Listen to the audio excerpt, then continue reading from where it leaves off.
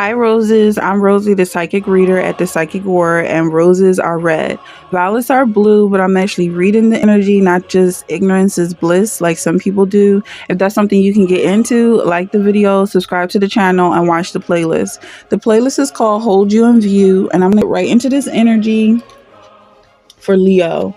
So the vibe is that they want you to suffer.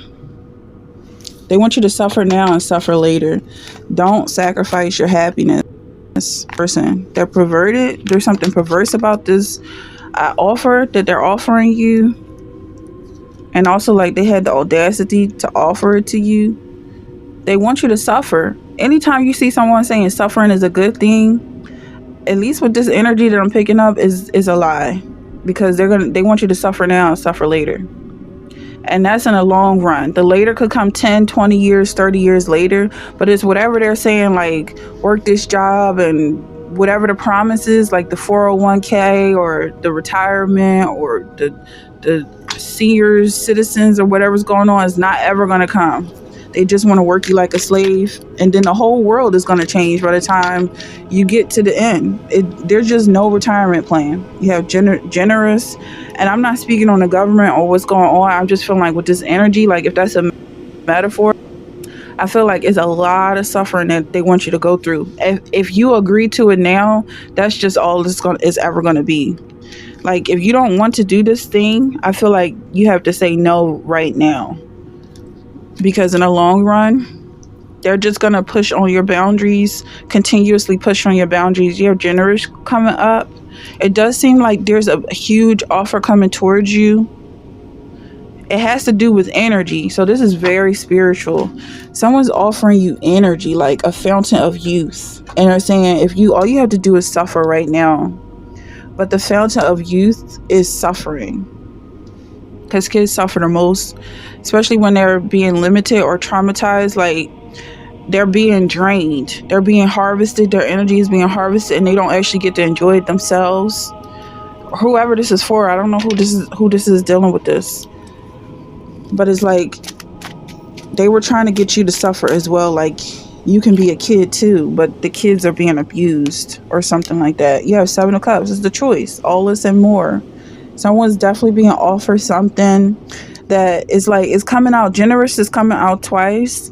And it's like, you want to just go along with it and say, yeah, there's money coming towards you. There's all this abundance and wealth. If you just focus, hold it in view. Just keep looking at this positivity in front of you and keep moving towards that positivity. But it's all an illusion. It's all a lie. Rather than just recognizing your situation for what it is.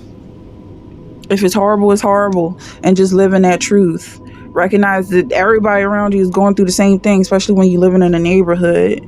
Everybody around you is going through the same thing, making friends in that situation and just making the most of it. Because I feel like times are changing for you. Okay. Possibly financially. There's 4 of Candles here, celebration. I feel like that's the reward that's coming towards you. Possibly you recognizing a lie for a lie. And where the real wealth is coming from. The wealth is your family. The wealth is your neighbors. The wealth is your friends. The real energy that you get from just being alive and not the promises that people are making. People in suits to change your life in the blink of an eye. But they're like, just work another 7 years for free. And then I'll give you something. I'll give you your wildest dreams. But at the same time, they won't even let you think for yourself. So you have no idea what you want. Like, what dreams? You have the High Priestess. And there's something sketchy about this leader, whoever this is, this boss. Is like, he doesn't even like the company himself. He's not even in real support of the lies that he's telling you. So it's like, it's something you notice about this person is very misleading. And maybe that's what turned you on in the past. Because it's like, oh, well, we could just kind of smoke behind.